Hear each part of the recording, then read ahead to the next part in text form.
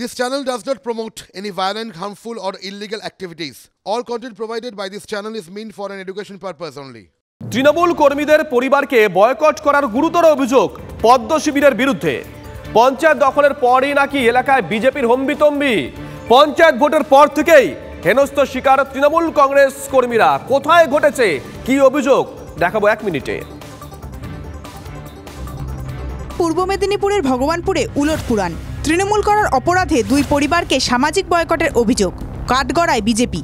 23-এর পঞ্চায়েত ভোটে পূর্ব মেদিনীপুর জেলা পরিষদ দখল করে তৃণমূল, কিন্তু ইটাবেরিয়া পঞ্চায়েত বিজেপির দখলে যায়। ফলে গ্রাম কমিটির ক্ষমতাও বিজেপির হাতে যায় বলেই খবর। পঞ্চায়েত দখলের পরই নাকি এলাকায় বিজেপির হম্বিতম্বি। ইটাবেরিয়া পঞ্চায়েতের জিয়াখালী গ্রামের বাসিন্দা বাহাদুর প্রামাণিক। তার অভিযোগ, পঞ্চায়েত ভোটের পর থেকেই হেনস্থার শিকার হচ্ছেন তিনি। সালিশি সভা ডেকে পরিবারকে বয়কট ও জমিতে চাষ করতে বাধা দেওয়ার অভিযোগ বিজেপির বিরুদ্ধে।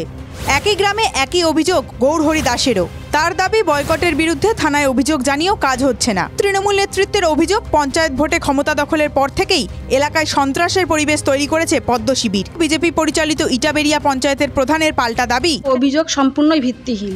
ইটাবেরিয়ার দুই পরিবারের অভিযোগ সামনে আসায় অনেকেরই প্রশ্ন, রাজনীতিতে যে যায় লঙ্কায় সেই কি রাবণ হয়? কনিষ্ক মাইতির রিপোর্ট, TV9 বাংলা।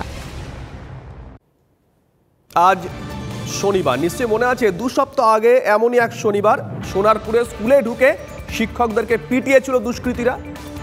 আরেকটা ছবি কার্যত, কলেজে ঢুকে অধ্যাপিকাকে হুমকি, কাঠগড়ায় বহিরাগতরা। সরস্বতী পুজো নিয়ে ছাত্র এবং অধ্যাপিকার মনোমালিন্য হয় বলে অভিযোগ পাল্টে অভিযোগের শোরগোল ময়ূরেশ্বরে। কি ঘটেছে দেখাবো 1 মিনিটে।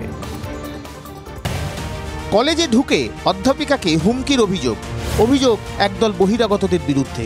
ঘটনাকে কেন্দ্র করে চাপানুতোর বীরভূমের ময়ূরেশ্বরের লোকপাড়া কলেজে।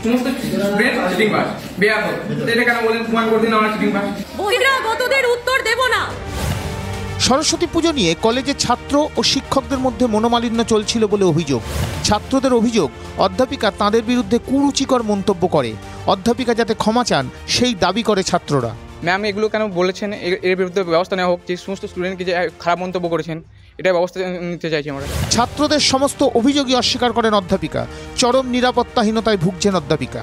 আমি বারবার বলেছি যে ছাত্রদের কাছে কোনোভাবেই ক্ষমা, এই মুহূর্তে এইভাবে ক্ষমা চাওয়ার প্রশ্ন তো আসছেই না। চরম নিরাপত্তাহীনতায় আমি একা নই, আমার সঙ্গে কাল ছিলেন আমার সহকর্মী প্রফেসর সীমা আহমেদ।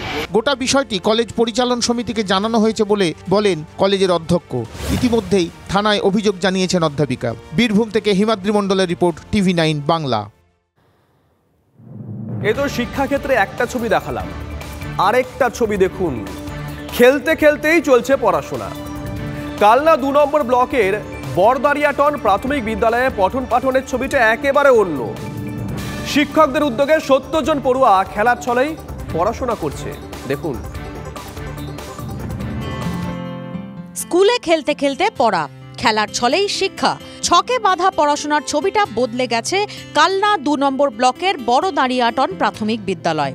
এই স্কুলে নেই পড়ুয়াদের ভারী ভারী বইয়ের ব্যাগ, নেই পড়াশোনার অতিরিক্ত চাপ। স্কুলের প্রতিটি পড়ুয়া স্কুলে এসে মেতে ওঠে পড়া খেলায়।